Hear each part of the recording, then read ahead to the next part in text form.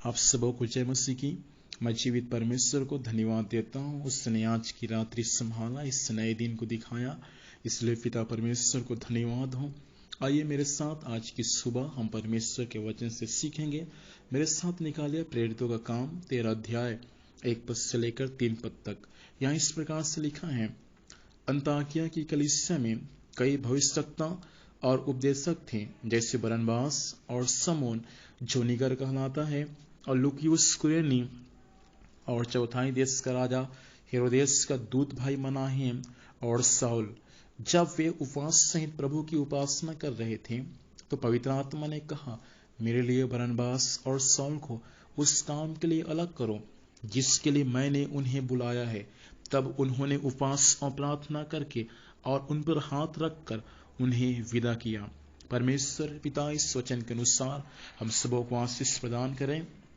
प्रेरितों काम 13 अध्याय 1 पद से लेकर 3 पद तक का बरनबास और साउल के बारे में दिया गया है। जब परमेश्वर ने बरनबास और साउल को बुलाया और उसके बाद जब परमेश्वर पिता ने अपनी महिमा के लिए, अपनी सेवकाई के लिए जब उनको भेजा, उनके बारे में यहाँ पर दिया गया है। अंताकिया कलीसिया के भाई और बहन अर्थात अंताकिया कलीसिया के लोग एक साथ इकट्ठे होकर जब वे लोग प्रभु से प्रार्थना कर रहे थे तो उनके प्रार्थना के द्वारा, उनके उपवास के द्वारा, उनके कलीसिया के कुछ भाई ऐसे थे जिसको प्रभु ने बुलाया था ताकि वे प्रभु की महिमा के लिए इस्तेमाल हो।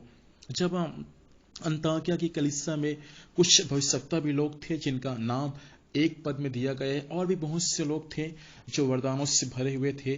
वे सब एक साथ इकट्ठे होकर जब प्रभु से प्रार्थना कर रहे थे, प्रभु की उपवास कर रहे थे, जब उपवास और प्रार्थना कर रहे थे तो उनके बीच में पवित्र आत्मा काम किया। पवित्र आत्मा काम क्या किया कि परमेश्वर की आत्मा ने उनसे बात किया कि मेरे लिए बरनबास और साउल को अलग कर, ताकि बरनबास और साउल मेरी सेवकाई के लिए इस्तेमाल हो जाए। जब वे उपवास और प्रार्थना कर रहे थे तब पवित्र आत्मा ने उनसे बात किया, और बरनबास और साउल जो उनके बीच में ही था, उनको परमेश्वर ने क्या किया, अपने सेवकाई के लिए उनको अलग किया। और पवित्र आत्मा परमेश्वर उनसे बात क्यों किया? इसलिए किया क्योंकि कलीसिया उपवास और प्रार्थना करने वाले थे। आज कई कलीसिया में पवित्र आत्मा किसी को बात नहीं करता। क्यों?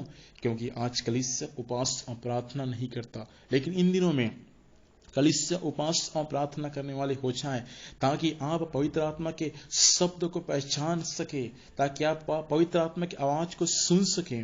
जब कलीसिया उपवास और प्रार्थना कर रही थी तब पवित्र आत्मा ने कहा कि मेरे लिए साउल और बरनबास को अलग करो।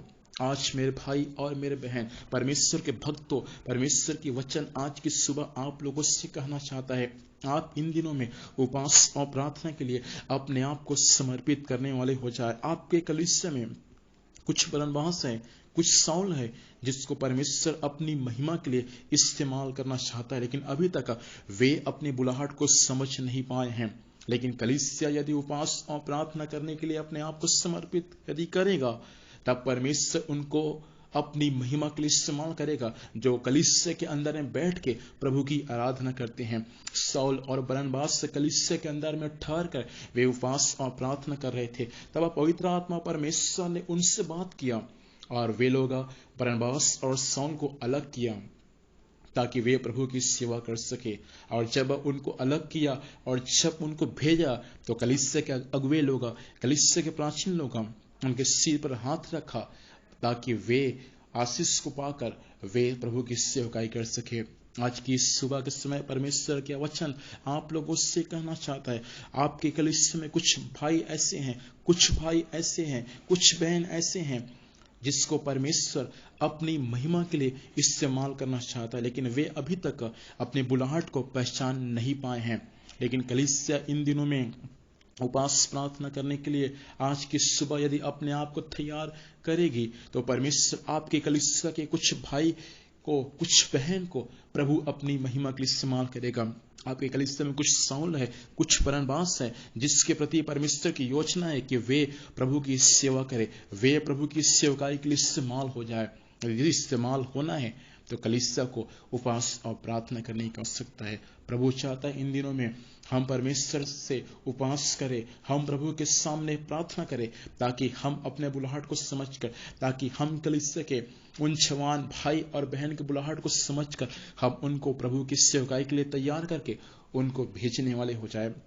पुराने करार के कलीसिया के लोग यदि उपवास और प्रार्थना करने वाले थे, तो प्रभु आज भी चाहता है कि वर्तमान काल की कलीसिया उपवास और प्रार्थना करने वाले हो जाए, ताकि प्रभु की सेवकाई को, प्रभु की बुलाहट को समझकर वे प्रभु की महिमा के लिए, प्रभु की सेवकाई के लिए इस्तेमाल होने पाए। प्रभु चाहता है इन दिनों में हम उपवास और प्रार्थना करने वाले हो जाए, ताकि प्रभु की बुलाहट को समझकर उसकी महिमा के लिए इस्तेमाल होने पाए। प्रभु इस वचन के द्वारा हमें आशीष प्रदान करे।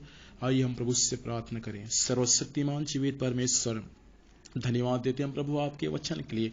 वचन के अनुसार आपने हर एक को आशीष दिया, आपको धन्यवाद करते हैं। हर एक लोग अपनी बुलाहट को समझकर आपकी सेवकाई करने के लिए सहायता कर। प्रार्थना सुना, धन्यवाद। इस मसीह के नाम से पिताजी आशीष मांगते हैं, आमीन। आप सबों को जय मसीह की।